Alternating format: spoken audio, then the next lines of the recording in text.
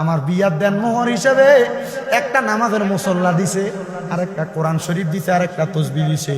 আর অনকার বেরিয়েতে বিয়া করতে যাবেন নামাজের মুসল্লা, আর আপনি কাফর মানে আপনি যদি একটা কোরআন শরীফ দেন কইব বেটা ফকিরনিগিরি দেহাস, মোল্লাগিরি দেহাস। মাত্র নামাজের মুসল্লা দিয়া তুমি আইছো মাত্র একটা বিয়ার মোহরানা দিতা। 10 লাখ মোহরানা দিবি, 5 লাখ মোহরানা দিবি, হইলে বিয়ে হইব, নইলে বিয়ে হইতো না। তো 10 লাখ মোহরানা দিয়ে যে বেটা বিয়া করবো, এ বেটা 5 লাখ যৌতুক লবে, এটাই স্বাভাবিক। আপনি মোহরানা কমান, যৌতুক বন্ধ হয়ে যাবে। যৌতুকের বিরুদ্ধে সব মোল্লা রাখো, মোহরানা যে বেশি নেয় এটার কথা কয় না। কোলা কামাই করে মাসে 15,000 টিয়া, তার বিয়ার যৌতুক, তার বিয়ার মোহরানা লেহে 3 লাখ। বাসর রাইতে মোহরানা দিতে পারবো? মোহরানাও কমাইবেন, কোলা কামাই করে মাসে 15,000, কামাইয়ের ভিতরে ফোলার মোহরানা দেয় 3 লাখ। তো ফোলা দিব কই থেকে? এমন ভাবে মোহরানা দিবেন ফোলার 1 বছরের কামাই ফোলার বউয়ের মোহরানা হবে। তাহলে ফোলা এটা জোগাইয়া বউরে বাসর রাইতে দিতে পারবো। মোহরানার হক যদি কোনো বেটা না দিয়া থাকেন, আপনি এটার জন্য কবরে গেলে আটকে যাবেন। মোহরানার হক যদি কেউ না দিয়া থাকেন, এটার জন্য আটকে যাবেন। বলে হুজুর কেমনে দিতাম? এই যুগে তো টাকা পয়সা ভালোই ছিল, এখন কেমনে দিতাম? আরে আব্বা মনে রাখবা, বিবাহের রাতে তোমার বউ তোমার সময় দিছে, ঠিক আছে পরে দিয়েন, কিন্তু বেড়া এমন ভাবে একটা ফোন দিয়ে আসছে আমার কাছে এখন নাই, যেদিন আমার কাছে ওই দিন আমি তোমার শুয়ে দেখাম, তখন বেডি নিজে কয় ঠিক আছে মাফ করে দিছি। এটা মাপ না, এটা বাটফারি হিসাব। এই বাটফারি হিসাব চলবে না। বউয়ের কাছে সময় নিবা, মোহরানার হক মহিলা প্রাপ্য, এটা বউরে দেওয়া লাগবো। তুমি এখন না পারো 6 মাস পরে দিবা, বউয়ের কাছে ওয়াদা ভাঙ্গা নিবা। এটা যদি না করো বিবাহ হালাল হবে না।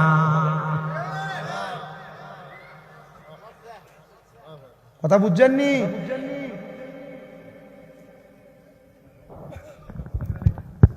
ভুল না।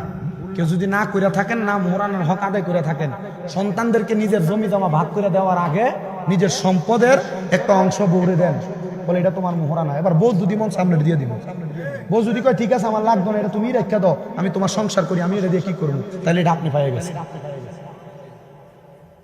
অনলাইনে এসে না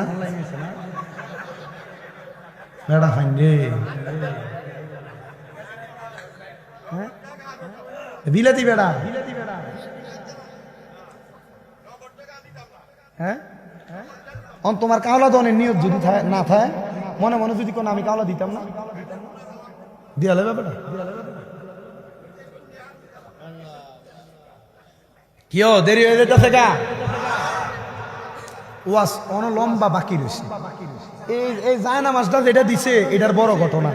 এই নেশা করতে যে জায়নামাজ নিয়ে বেচালেছে, কথা কইতেছি একটু, শুধু শেষের দিকে যান। ভিডিওতে আসেনি ভোটারালে হেরার হেদায়ত করতাম, হেরার হেদায়ত করলে তো আর আধা ঘন্টা পারবো। বইও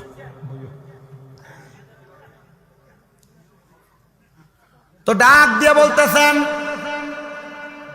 আমার ছেলে আমার ঘরের সব বিক্রি করছে, শেষমেশ আমার স্বামীর একটা সম্পদ ছিল নামাজের মুসল্লা। আমার ছেলে নামাজের মুসল্লাটা নিয়া সুন্দর করে নিয়ে গেছে। আমি জোহরের নামাজের আগে যাইয়া ঘরে প্রবেশ করতেছি, প্রবেশ করে নামাজ পড়বার লাগে মুসল্লাটা নিয়ে যায়, দেখি আমার নামাজের মুসল্লাটা নাই। এই ছেলে নামাজের মুসল্লা নিয়া ওই এলাকার বড় আলেম, যিনি দামেস্কের বড় মসজিদের মধ্যে ইমামতি করতেন, আপনি বসেন এখানে, হুজুর এখানে গিয়ে বসবে, এটা বসবে, বড় আলেম, উনার কাছে নিয়ে নামাজের মুসল্লাটা ব্যক্তি বিক্রি করে দিছে। হুজুর এই নামাজের মুসল্লাটা বিক্রি করুন। হুজুর কিনবেন নি? হুজুর কয় কিরে, সমাজে এমন অভাবীও আছে যে নাকি নামাজের মুসল্লা বিক্রি করে ভাত খাইব। হুজুর তার কাছ থেকে নামাজের মুসল্লাটা কিনলেন। কিনার পর হুজুর তালাশ করতে লাগলেন এলাকায় কোন বাড়িতে জানি এমন অভাবী মানুষ, আমি তাদেরকে আমার টাকা পয়সা দিয়ে সহযোগিতা করব।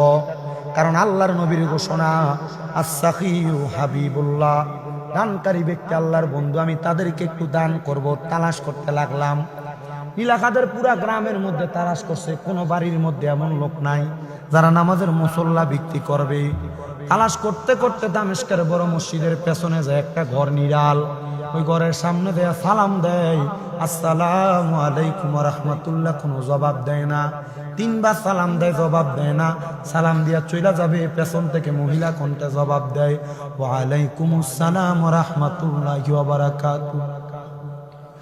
আল্লাহর বান্দা ডাক দিয়া কয়, ও জগতের মানুষ,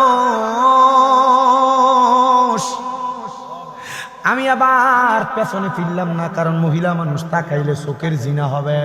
বেড়া মানুষ মনে রাখবা, নিজের স্ত্রী ছাড়া, নিজের মা ছাড়া, বোন ছাড়া, 14 জন গায়রে মাহরম মহিলা ছাড়া অন্য কোন নারীর দিকে যদি তুমি তোমার চোখ দিয়া তাকাও, তাহলে তোমার আমল নামার মধ্যে জিনার গুনাহ হবে, জিনার গুনাহ।